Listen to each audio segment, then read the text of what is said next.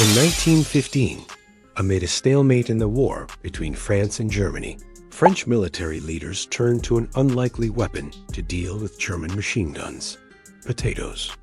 Well, actually, they were trying to utilize the power of the spud in the form of a grenade, which is probably not a good idea, given that everyone's favorite starchy tuber is a little less destructive than everyone's favorite explosive device. But what led them to consider this strange solution? And how did the potato grenade actually work? Or rather, do we even know how it worked? When we think of World War I weapons, certain iconic designs come to mind, like the British Mark I gas mask or the German Fokker Dr. I triplane. But when it comes to bizarre concepts that never quite made it into production, both sides had their fair share.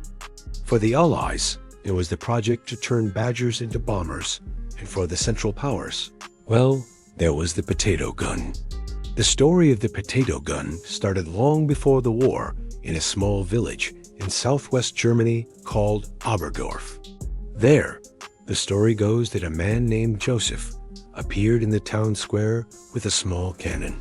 He loaded it up with potatoes and blasted them into the air at great speeds. As he stood there proudly showing off his invention to all who passed by, the local baron happened to be walking through town at just that moment. Impressed by what he saw, the baron offered to purchase the man's invention.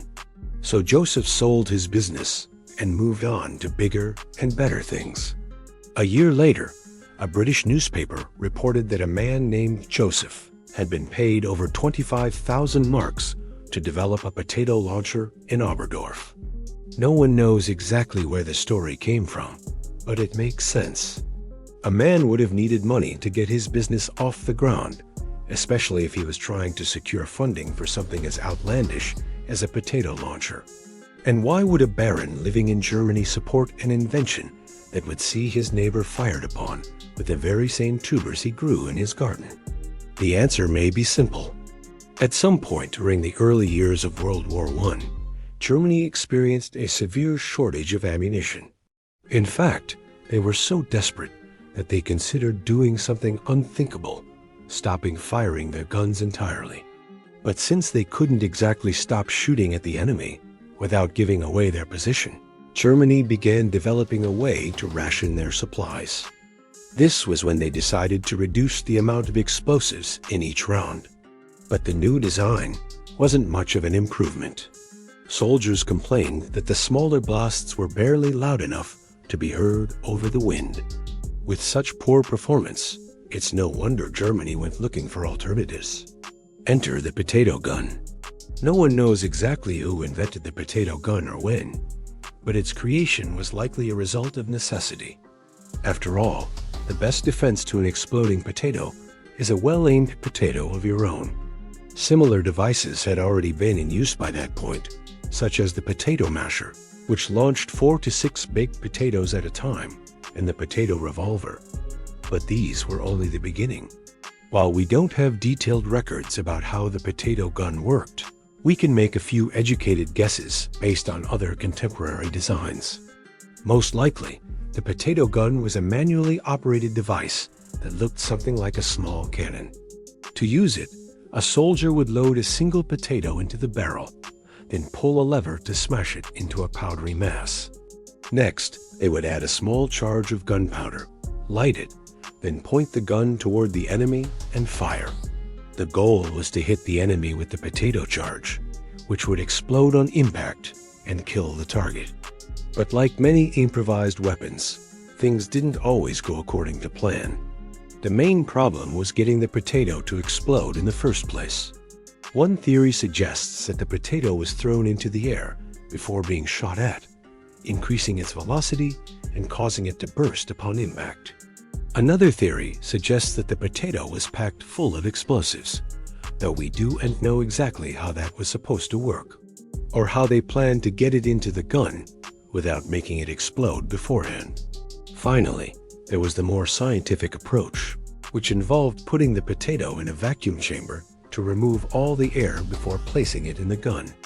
This would ensure that the explosion was powerful enough to kill an enemy, but also keep it from exploding prematurely. Of course, no matter how it worked. The real question is whether the potato grenade ever actually worked at all. Unfortunately, the answer seems to be maybe. We don't have any official reports of its effectiveness, but there are stories of soldiers using the potato grenade during the war. So there's at least anecdotal evidence that it worked well enough to be deployed in the field. However, the fact that we haven't found any photos or videos of the potato grenade also suggests that it was either too ineffective to be taken seriously, or it was classified to prevent the enemy from learning about it. As far as we know, the potato grenade was never formally adopted by any country's military, though that doesn't mean it was never used again. In fact, the U.S. military reportedly used a similar device during the Vietnam War, known as the M18 Claymore anti-personnel mine. This plastic box contained a hollow charge shaped like a papaya. When activated, the charge was thrown a short distance before detonating and killing anyone unfortunate enough to be nearby. The reason they chose papaya over potato is unknown, but it certainly wouldn't be the last time someone tried to blow something up with a vegetable. In 2016, a Florida man named Marvin Heimer moved to Colorado and opened a muffler repair shop. But when business was slow, he came up with a way to drum up some excitement. On April Fool's Day, he posted a picture on Facebook of what appeared to be a water pipe bomb filled with carrots. While it was obviously just an elaborate joke, authorities took it seriously and soon arrived at Marvin's shop to investigate. They detained him for questioning while bomb squad members examined the carrot pipe bomb, which turned out to be nothing more than a toilet paper roll filled with orange food coloring. Nevertheless, Marvin was charged with making a false report of a threat of terrorism, a third-degree felony punishable by up to 5 years in prison. Eventually, the charges were dropped, but not before making headlines around the world. While we may never know how the potato grenade worked, we do know that it might not have been the most effective weapon of the war.